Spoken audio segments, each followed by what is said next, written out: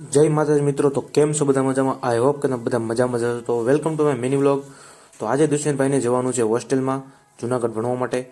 તો દુષ્યંતભાઈ આવી ગયા છે અને અમે બંને ભાઈ તેમના મિત્રને જિજ્ઞેશને લેવા માટે નીકળી ગયા ઘરે.